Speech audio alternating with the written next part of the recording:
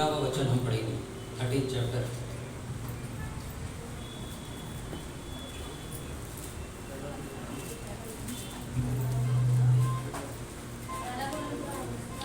कुरिन्थियों का 13 1 से पढ़ेंगे हम सब जन।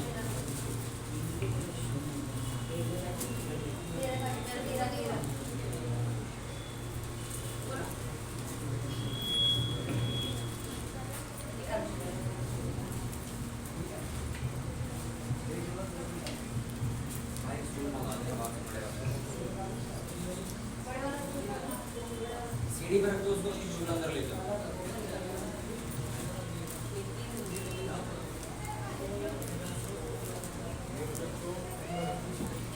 पहला कुरिन्थियों उसका 13 1 से मैं पढ़ूंगा।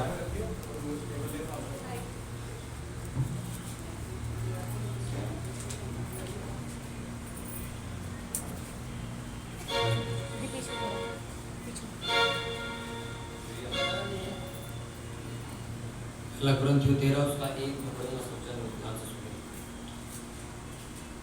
इसमें लिखा, यदि मैं मनुष्य और स्वर्गदूतों की बोलियां बोलूं और प्रेम न रखूं तो मैं ठनठनाता व पीतल और छनछनाती हुई छाछ हूं। और यदि मैं भविष्यवाणी कर सकूं और सब भेदों और सब प्रकार के ज्ञान को समझूं और मुझे यहाँ तक पूरा विश्वास हो कि मैं पहाड़ों को हटा दूं, परंतु प्रेम ना रखूं तो मैं कुछ भी नहीं। यदि मैं अपनी संपूर्ण संपत्ति कंगालों को खिला दूं या अपनी देह जलाने के लिए दे दूं और प्रेम ना रखूं तो मुझे कुछ भी लाभ नहीं। प्रेम धीरजवंत है, कृपालु है, प्रेम ढा नहीं करता, प्रेम अपनी बड़ाई नहीं करता,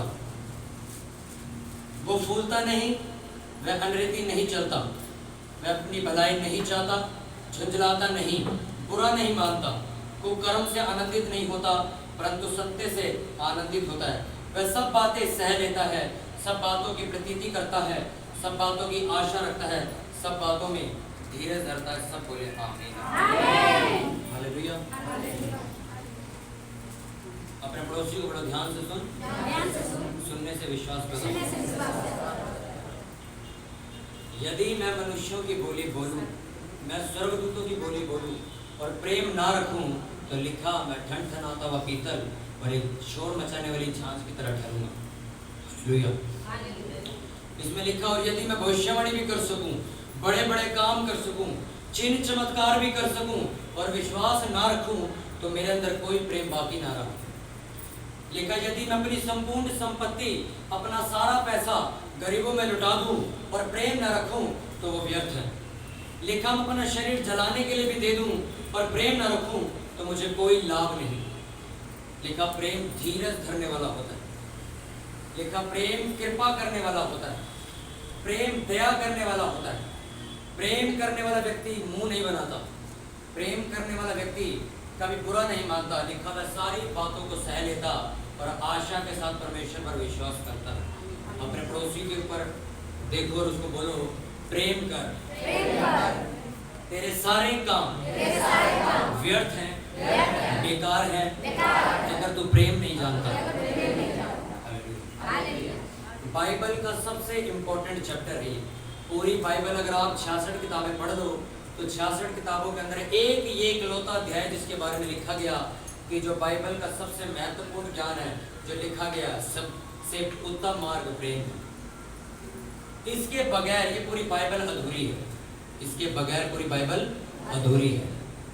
अगर तुमने क्या कहा, अगर तू कुछ भी करे, तू बड़े बड़े काम कर रहा, चर्च में आए, लोग ठीक हो गए, बीमारियां चली गई, किसी के लिए भविष्यवाणी हो गई, किसी के लिए कुछ हुआ, किसी के लिए कुछ लिखा, सब कुछ ठीक है, ओके। प्रेम अगर तुम नहीं करते, तुम एक ठनठनाता हुआ पीतल, एक झनकती हुई छाछ हो। आमीन। मैं आपको समझाता हूँ, ये छाछ पकड़ा हुआ, ये देख रहे हो इसको, ये जो जान मेरे हाथ में इस टाइम, अगर मैं इसको ऐसे करूँ, ये क्या कर रहा है? सिर्फ शोर मच रहा है कि नहीं? मैं सिर्फ ये कर रहा हूँ, सुबह काम हो रहा है इससे। सेम अगर तुम्हारी जिंदगी में तुम बहुत अच्छे काम करते हो, लिखा आपने बड़े बड़े काम करते हो, तुम चिन्ह चमत्कार करके दिखाते हो लोगों को, तुम बहुत बड़ी बड़ी बातें करते हो, तुम प्रार्थनाएं करते हो, पर अगर तुम्हें प्रेम करना नहीं आता, अगर तुम्हें प्यार नहीं आता, लिखा तुम्हें छनकती भी क्या हो। झांझ का एग्जाम्पल पता क्यों दिया? जब वह बजती है ना तो सिर्फ शोर पैदा होता है और उसका कोई मोटिव नहीं होता। समझ लो मेरी बात। वो एक इंसान कभी कभी होता है ना कि किसी से लड़ाई हो जाती है, तो जो बहुत चिल्ला चिल्ला के लड़ता है तो सामने वाला कहता है ये सिर्फ ढोल है, कर कुछ नहीं सकता ये। उसका मतलब ये सिर्फ आवाज कर सकता है, बाकी और कुछ नहीं कर सकता है। हाँ कि ना? कितनों को मेरी बात समझ आए? लिखा अगर तुम्हारे अंदर प्रेम नहीं, तुम क्या हो? एक झांझ। जो झांझ का मतलब तुम एक शोर मचाने वाले व्यक्ति हो। शोर मचाने वाले व्यक्ति का मतलब क्या है? जो सिर्फ बड़ी बड़ी बातें करता है, जो सिर्फ बातें करता है कि मैं बहुत अच्छा इंसान हूं, पर है नहीं। आपके भाई से आपको बात करे 1 महीना हो गया और आप बाहर गरीबों को खाना खिला रहे हो, क्या फायदा? लिखा तुम एक झांझ हो, क्या ठहरे तुम?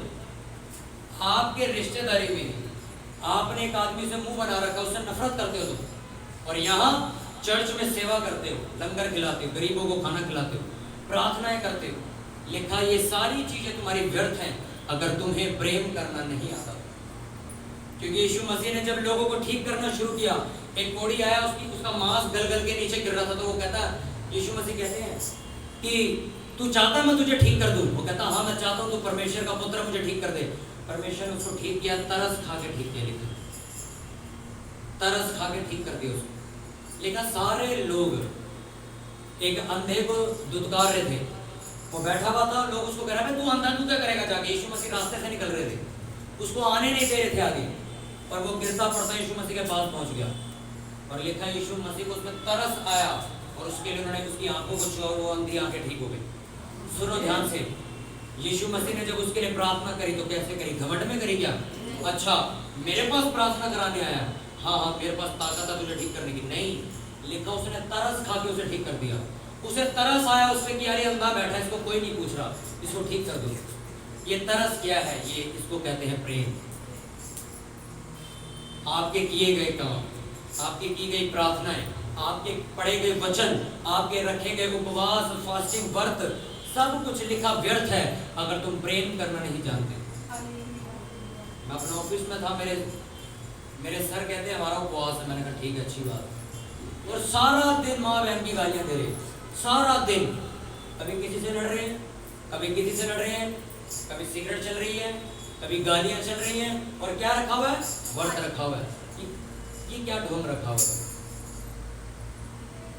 किसको को बात समझने में क्या समझाना चाहता हूँ? अपने कहते जी मैं तो चर्च जा रहा हूँ, आपकी जिंदगी क्या है? आप जी कह रहे हो? मैंने बताया आपको, बिना यीशु नासरी के, बिना परमेश्वर के एक्सेप्ट करे आपकी जिंदगी कूड़ेदान की तरह हो जाएगी। अरे हम क्या करेंगे पूजा पाठ करके, हम क्या करेंगे प्रार्थना करके? क्यों? अरे हम तो अपनी माँ के पेट से पैदा हुए, हमें परमेश्वर ने थोड़ी बनाया। हाँ? जब आपके अंदर प्यार होगा, प्रेम होगा, आप प्रेम करोगे परमेश्वर से कि नहीं उसने मुझे मिट्टी में से बनाया है, तो वो भले एक चुटकी में मुझे मिट्टी में मिला भी सकता है, इसलिए मुझे उसके आगे सर झुकाना जरूरी है। नहीं तो मैं दुनिया के लिए एक झांझ बन के रह जाऊंगा जो सिर्फ शोर मचाता है। कुछ लोग लिखा बाइबल में लिखा टीक मारने वाले मत बनो, अरे हम तो ऐसा कर देंगे। नहीं, लिखा प्रेम करने वाले बनो। अगर तुम्हारे अंदर प्रेम नहीं, तुम कभी किसी चीज को हासिल नहीं कर सकते। वो प्रेम अब कहीं भी हो, आप अपने भाई से करो, चर्च से करो, एक पास्टर से करो, एक मंत्री से करो, अपने गली के लोगों से करो, कहीं भी करो, वो प्रेम आपका दिखना चाहिए। कितनों को बात समझ आ रही? जिस दिन आपके अंदर प्रेम आ गया उस दिन आपकी इज्जत बढ़ जाएगी। मैं सच बता रहा हूँ, अगर आप प्रेम करने वाले, प्यार करने वाले इंसान बन गए सबसे, आपकी इज्जत बढ़ जाएगी जहां से आप आए हो। मैं एक दिन चेन्नई में था, आज से 3 साल पहले की बात है। मैं चेन्नई में था, जहांगीरपुरी के ही एक बंदे ने मुझे पीछे से गाली दी कि कहाँ है वो। तो मेरे बंदों ने मेरे को फ़ोन किया चेन्नई में कि वो लड़का तुम्हें गाली दे रहा था, क्या करना है? आज तक अगर आपको मैं मिलवाऊँ उससे, वो आज तक नहीं कह सकता मैंने 3 साल में उसको मैसेज किया हो या फ़ोन किया हो या मैं उसके घर गया हूँ कि तूने मुझे गाली क्यों दी। मैं आज तक नहीं गया उसके घर। और वो आज इज्जत करता है मेरी इसलिए इस बंदे ने मेरे को गाली का पलट के जवाब नहीं दिया। जब आप प्रेम करते हो, जब आप प्रेम से भर जाते हो, आप जवाब नहीं दोगे लोगों को, और जब आप जवाब नहीं दोगे तो वो खुद शर्मिंदा हो जाएंगे। मेरे को थोड़े दिन पहले पता लगा मेरे चर्च के बंदे ने मेरे बारे में बड़ी बुराई करी है पीठ पीछे। मैंने अभी तक उसको मैसेज नहीं किया ये पूछने के लिए तूने क्यों किया ऐसा, तू मेरे साथ खाता, मेरे साथ रहता, मेरी पीठ पीछे बुराई कर रहा। अभी तक फोन नहीं किया मैंने उसको, और करूँगा भी नहीं। पता है क्यों? मुझे प्रेम है उससे भी, शायद उसका खत्म हो गया, मेरा है। प्रेम करना, प्रेम करने का मतलब क्या है? एक दूसरे के प्रति अपने अंदर इच्छा रखना। कभी भी किसी के लिए नफरत रख के आप कभी बरकत नहीं ले सकते परमेश्वर से। उसने क्योंकि एक बात लिखी बड़ी अच्छी, तू मुझसे अपने गुनाह की माफी मांगने आ जाता, अपने गुनाह की माफी कौन देगा? यानी कि तुमने गुनाह की, तुम तो माफी मांगने चले गए कि भगवान मुझे माफ कर, ठीक है। अच्छा, जो तूने गलती करी अपने भाई के साथ, उसकी माफी कौन मांगेगा? जब तेरा भाई, लिखा है एक राजा बैठा हुआ बंदा आया उसके पास, कहता मेरा कर्जा माफ कर दे, मैं दे नहीं सकता। उस पर राजा ने तरस खाया, उसका कर्जा माफ कर दिया। वो बंदा बाहर निकला और उसका, जिसने उसको पैसा दे रखा था, कोई मेरे पैसे को नहीं दे रहा, तो उसको मारा कूटा, उसको कह रहा ये ले, मैं तेरा ये रख लूंगा।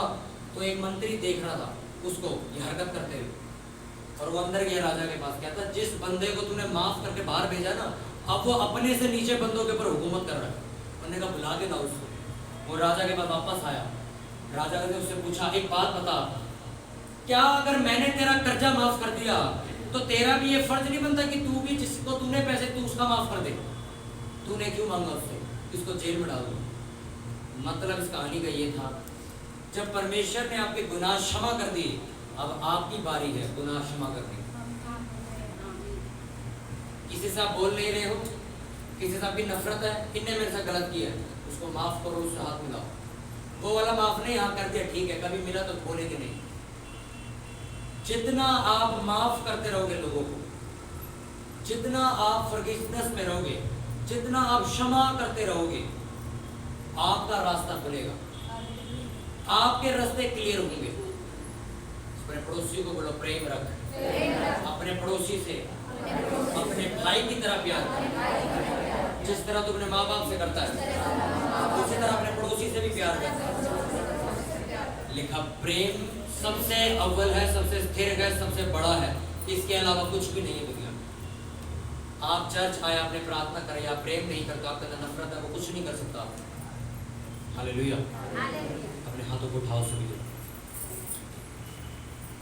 अपने हाथों को उठाओ और बोलो परमेश्वर, परमेश्वर तूने मेरे लिए खून बहाया, तूने मेरे लिए खून बहाया, मेरे लिए जान दी, मेरे लिए जान दी, क्योंकि तू मुझसे प्यार करता है, क्योंकि तू मुझसे प्यार करता है, क्योंकि तू मुझसे प्रेम रखता है। क्योंकि तू मुझसे प्रेम करता है। सभी जन अपने हाथों को उठा के प्रार्थना करिए, सभी जन।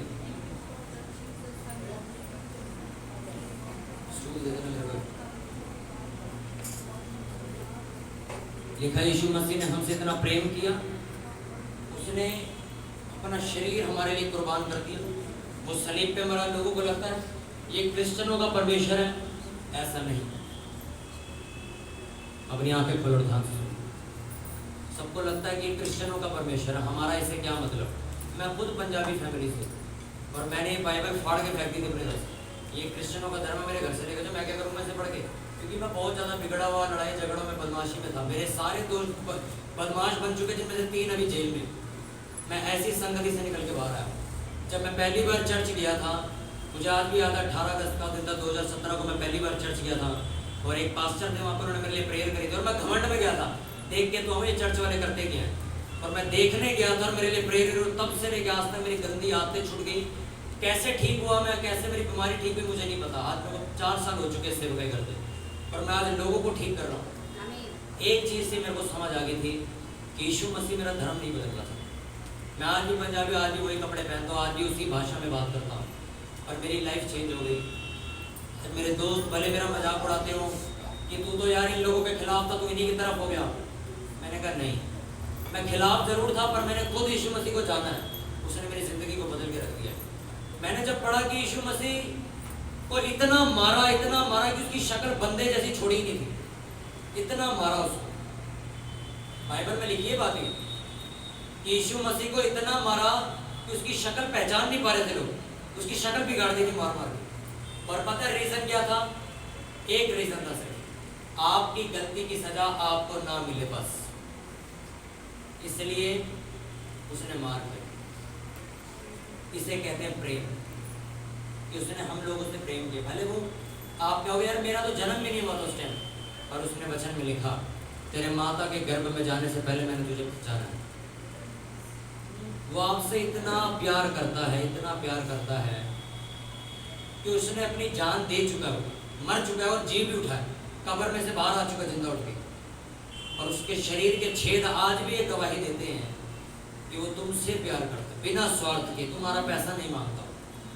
मैं एक बंदे से मिला, मेरे को कहता एडवोकेट था वो, कहता कि यार देख बात बताओ तुम्हारा परमिशन पैसे देकर लोगों को क्यों बुलाता है?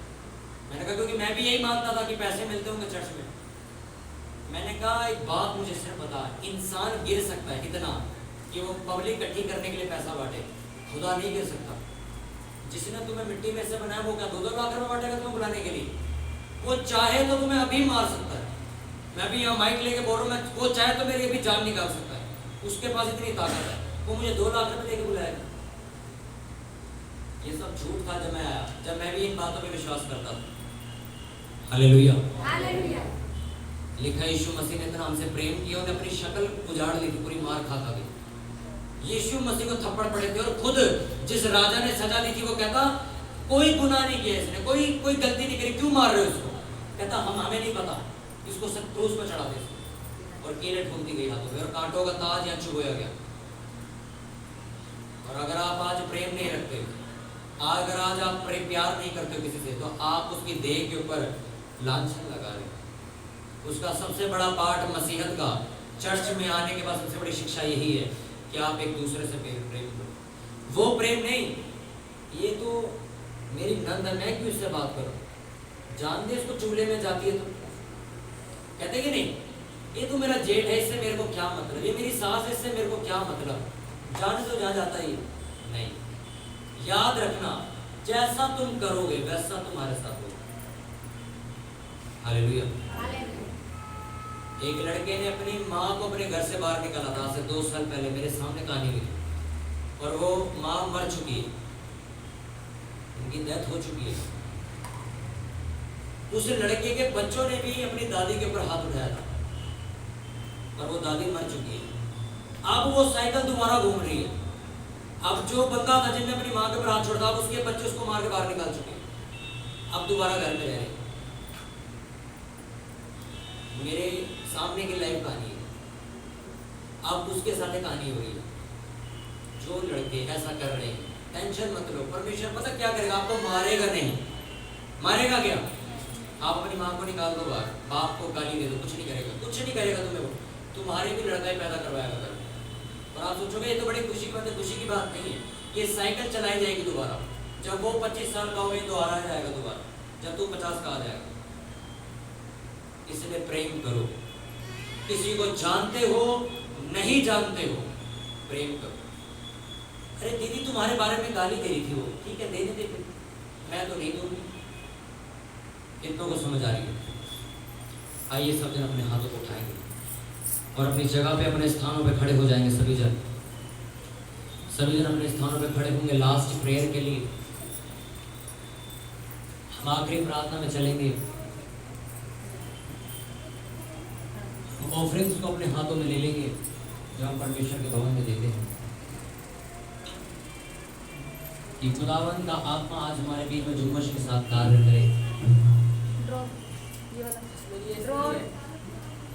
सभी जन अपने आंखों को बंद करके अपने हाथों को उठा के अपने बीजों अपने दशमों को अपने हाथों में अपने साथ को लेके, जिससे गरीब लोगों की मदद की जा सके, सभी जन अपने हाथों में लेके अपने स्थानों पर खड़े हो जाएं। थैंक यू, थैंक यू, धन्यवाद परमेश्वर, थैंक यू।